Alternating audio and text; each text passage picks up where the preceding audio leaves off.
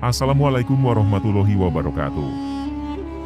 Puji syukur kita panjatkan kehadirat Allah Subhanahu wa Ta'ala yang telah memberikan banyak kenikmatan kepada kita. Sholawat dan salam semoga tetap tercurahkan kepada junjungan kita, Nabi besar Muhammad Shallallahu Alaihi Wasallam, beserta keluarganya, sahabatnya, pengikutnya, termasuk kita semua. Semoga kita mendapatkan syafaatnya di yaumil akhir nanti. Tulis amin di kolom komentar, agar kita sama-sama bisa saling mendoakan, supaya mendapat syafaat Rasulullah di akhir zaman nanti. Sobat Muslim yang dirahmati Allah Subhanahu wa Ta'ala, sholawat merupakan bentuk pujian dan penghormatan kita kepada Nabi Muhammad Shallallahu Alaihi Wasallam. Banyak keutamaan yang akan kita dapatkan baik di dunia maupun di akhirat kelak. Bahkan dengan banyak bersholawat kepada Rasulullah, mampu mengentaskan kesulitan dan kemiskinan. Dalam sebuah kisah, ada seorang pemuda yang terbelit hutang piutang, namun bisa lunas dengan seketika berkat rajin bersholawat. Seorang pemuda ini di tengah kubangan kemiskinan dan banyak hutang. Seorang lelaki yang dulunya kaya raya, lalu jatuh bangkrut sampai terbelit utang sana-sini, ia menanggung utang yang begitu besarnya. Setiap hari, rumahnya penuh dengan orang yang menagih hutang. Hingga pada suatu hari, ia pergi ke tempat salah seorang saudagar kaya. Kedatangannya tiada lain adalah untuk meminjam uang pula. Saat itu, lelaki tersebut meminjam uang sebanyak 500 dinar. Pada akhirnya, ia pulang dengan 500 dinar di genggamannya. Jumlah uang yang dia pinjam tersebut, ia bayarkan kepada semua orang-orang yang setiap hari datang menagih hutang. Sehingga dari 500 dinar itu tidak ada yang tersisa sama sekali. Hari demi hari, hidupnya bertambah sulit. Keterpurukan kondisi ekonominya hingga tempo pembayaran hutangnya pun telah tiba. Saudagar itu pun mendatangi rumah si miskin dan mengatakan, "Tempo hutang Anda telah tiba."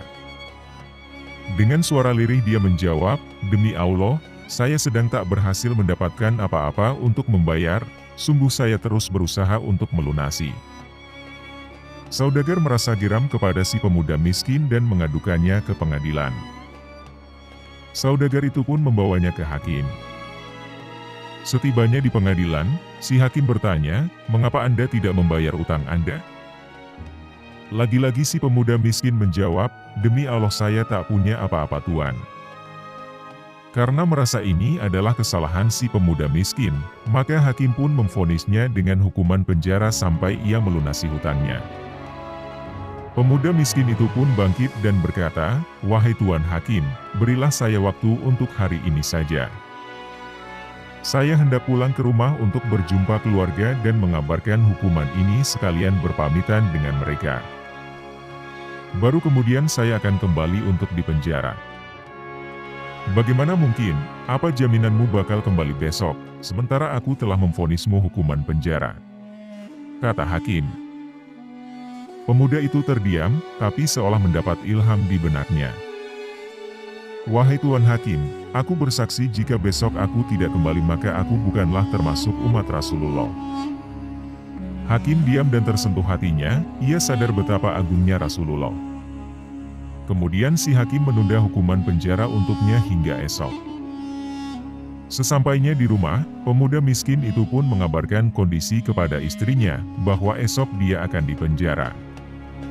Sang istri pun bertanya, "Wahai suamiku, lantas mengapa sekarang engkau bebas?" "Aku menaruh nama Rasulullah sebagai jaminanku," jawab suaminya. Mata istrinya pun berkaca-kaca dan air matanya menetes sembari berkata pada suaminya, "Selama Rasulullah masih menjadi jaminan bagimu, maka mari kita bersholawat." Dan mereka pun bersholawat kepada Rasulullah dengan rasa cinta yang dalam. Setelah lama bersholawat, akhirnya mereka tertidur. Dalam tidurnya mereka mimpi melihat Rasulullah. Dalam mimpi itu, Rasulullah memanggil pemuda miskin itu dan berkata, "Hai Fulan, jika besok telah terbit fajar, maka pergilah ke tempat ulama Fulan. Dan sampaikan kepadanya bahwa aku menitipkan salam untuknya dan suruh ia menyelesaikan hutang piutangmu." Jika ulama itu tidak percaya, sampaikan dua bukti ini.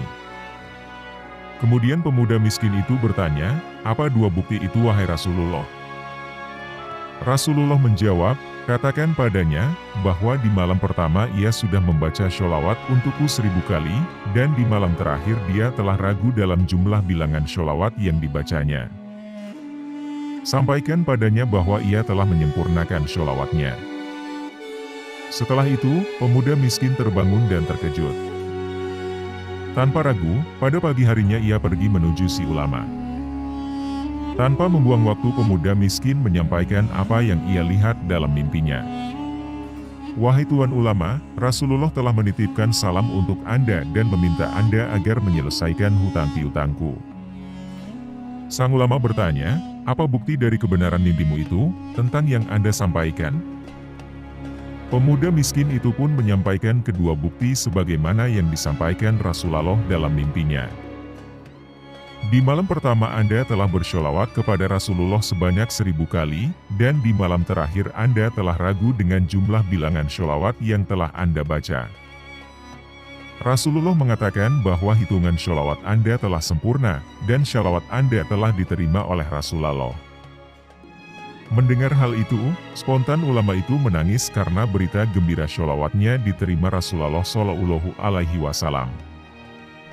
Ulama tersebut pun memberi uang 500 dinar dari Baitul Mal untuk melunasi hutang pemuda itu, dan memberi 2.500 dari harta pribadinya untuk si miskin sebagai tanda terima kasih atas berita gembira yang disampaikan.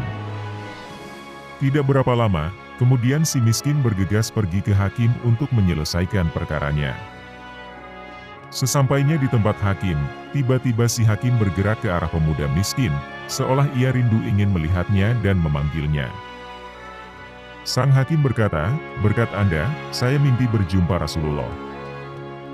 Beliau berkata padaku, jika aku merelakan hutangmu, maka kelak di hari kiamat Rasulullah akan merelakan segala tanggunganku. Dan ini uang 500 dinar hadiah untuk Anda dan utang Anda lunas. Belum sampai selesai dia bicara, tiba-tiba pintu ada yang mengetuk. Ketika dibuka, ternyata saudagar penagih hutang yang datang. Saudagar mengatakan, berkat Anda, saya mimpi berjumpa Rasulullah. Beliau berkata padaku, jika aku merelakan hutangmu, maka kelak di hari kiamat Rasulullah akan merelakan segala tanggunganku. Dan ini uang 500 dinar hadiah untukmu dan hutang Anda lunas. Dan pada akhirnya, pemuda miskin ini hutangnya lunas, dan tidak dipenjarakan. Masya Allah, dari kisah ini dapat kita ambil hikmah, betapa dahsyatnya kekuatan sholawat kepada Rasulullah Shallallahu Alaihi Wasallam. Maka marilah perbanyak bersholawat kepada Rasulullah, agar dimudahkan segala urusan kita. Baik urusan di dunia maupun di akhirat kelak. Semoga kisah inspiratif ini bisa bermanfaat. Terima kasih. Assalamualaikum warahmatullahi wabarakatuh.